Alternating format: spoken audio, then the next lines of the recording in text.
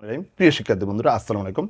এইচএসসির যারা হাই ম্যাথের ছাত্রছাত্রী যারা আছো তাদের জন্য সুন্দর একটি টিপস নিয়ে আসছি আজকেও প্রতিদিনের মতো, যে এই এ টু দি পাওয়ার এক্সকে অন্তরীকরণ করলে কি হবে, আবার সেই এ টু দি পাওয়ার এক্সকে যোগজীকরণ করলে কি হবে, অর্থাৎ এ টু দি পাওয়ার এক্সকে ডিডেক্স করলে কি হবে, আর এই এ টু দি পাওয়ার এক্সকে ইন্টিগ্রেশন করলে কি হবে। ঠিক আছে বন্ধুরা, সুন্দর সূত্র তোমরা মনে রাখবা, এটা খুবই দরকার হয়।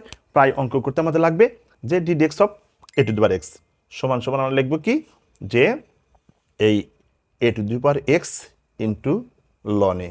ঠিক আছে বন্ধুরা, একটু ভালো করে লক্ষ্য করো।